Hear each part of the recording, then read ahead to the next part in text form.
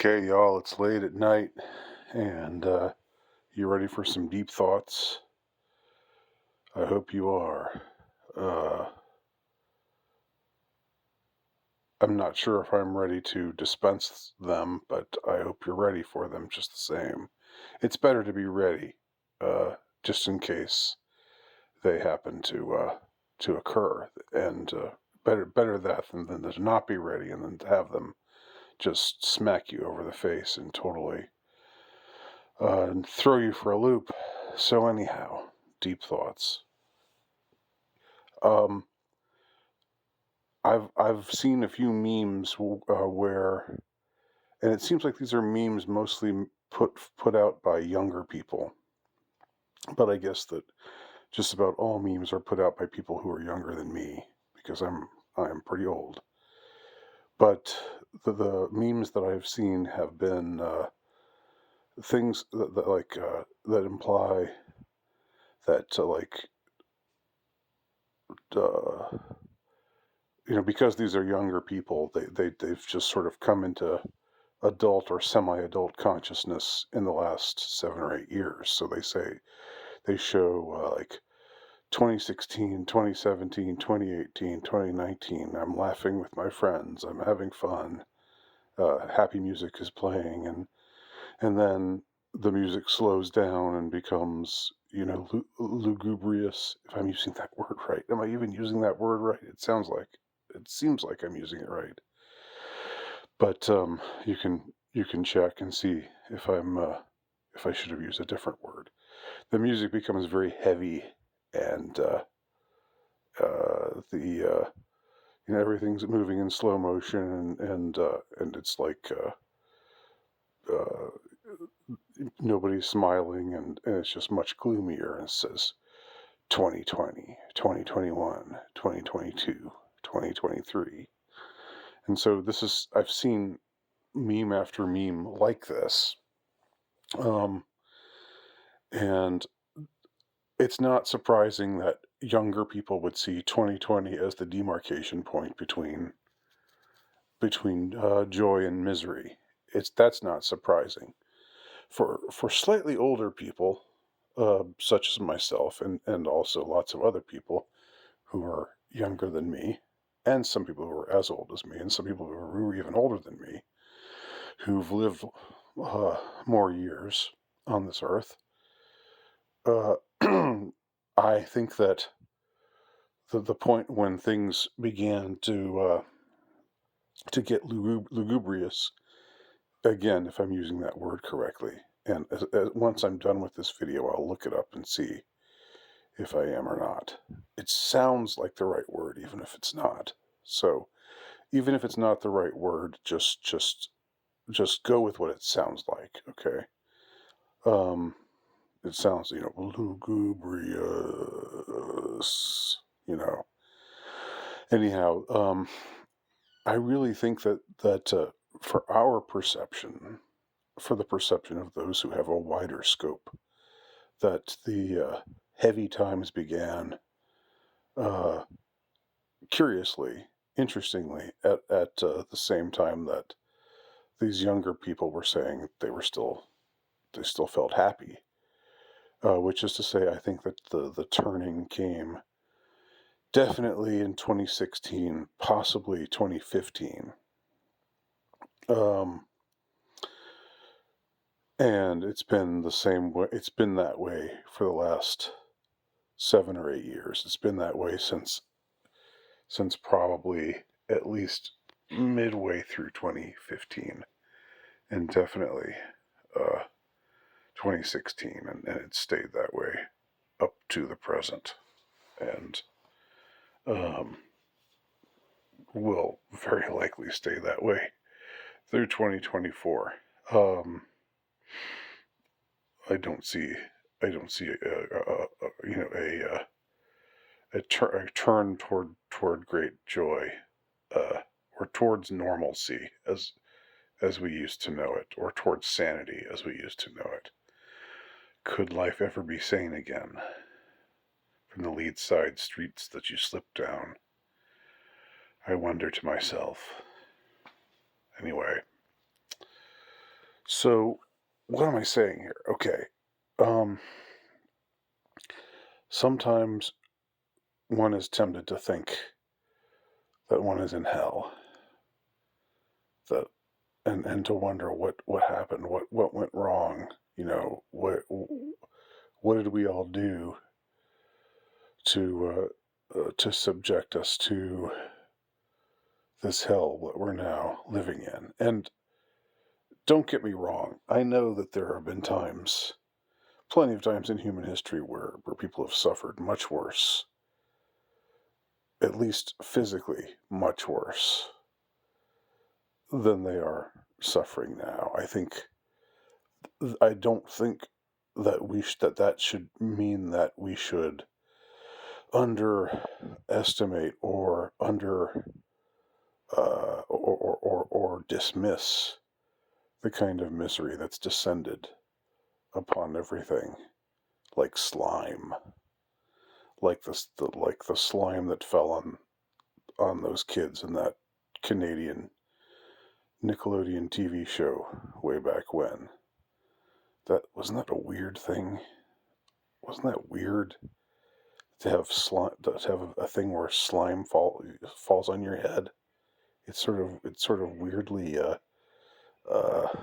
well, I think you get the implication without me having to make it explicit, you know.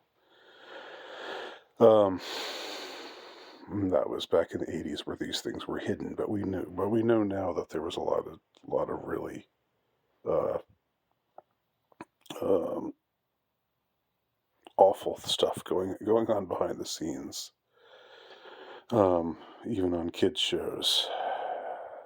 So, and that's the entertainment industry. It's been that way for a long time, probably forever. But back to what I was saying a moment ago. So it's not hell exactly. Here's my thesis. This is a slightly more hopeful thesis. It's not hell. We we have, yes, times have been things have suddenly gotten, not suddenly, but things have gotten heavy. Things have just felt much heavier. Uh, and again, those of us who are older have a better sense of it starting uh, around 2015/16. Those who are younger, of course, 2020 it's hard not to see that year as a particularly dark year, and indeed I do. Uh, but I just don't think it all started in that year, and I don't think most people who have a wider scope of as far as experiences go, I think we can see what happened that year as an extension of or an expansion of what was already happening the few years before that. Um, but here's the thing, if it's hell, then it's just going to be bad. It's just forever. It's just from now on. It's just going to be uh, one heavy, shocking, uh,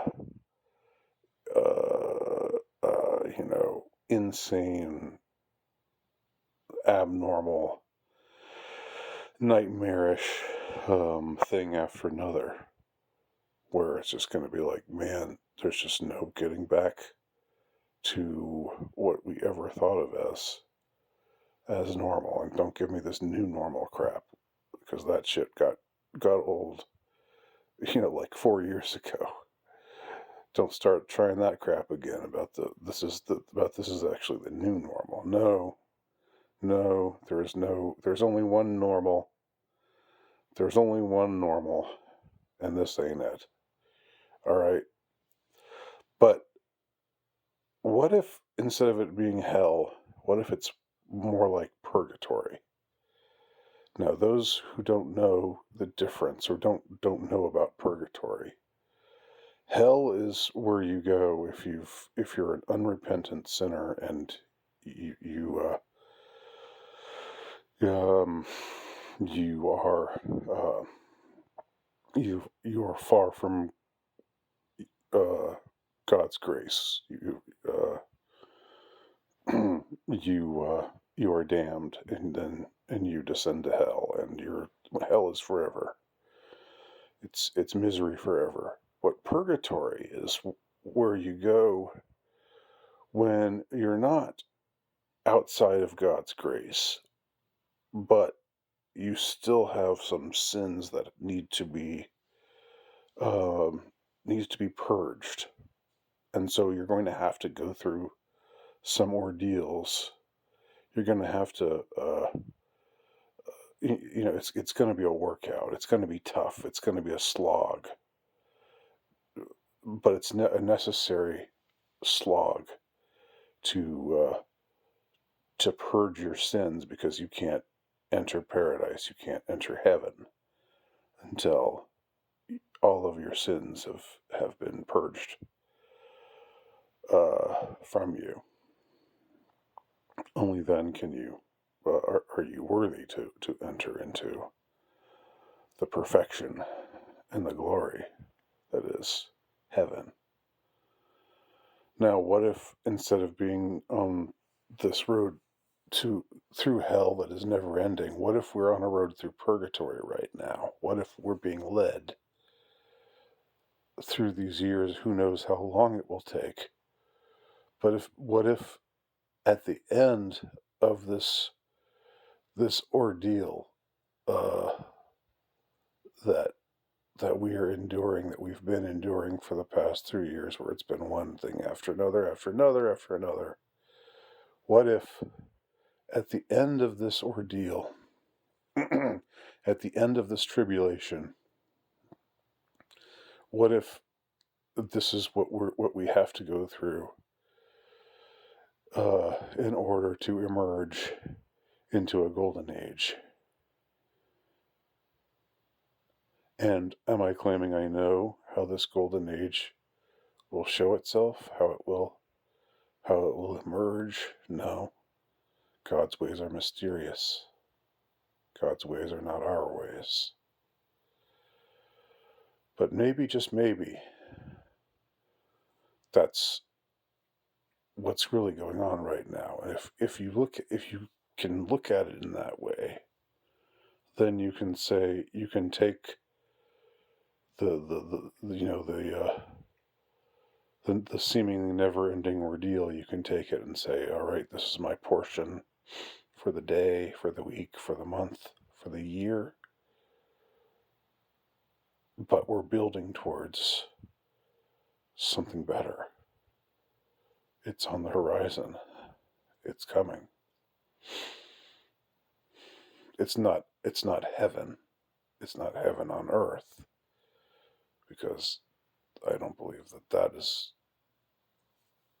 possible, unless we're talking about post rapture or whatever.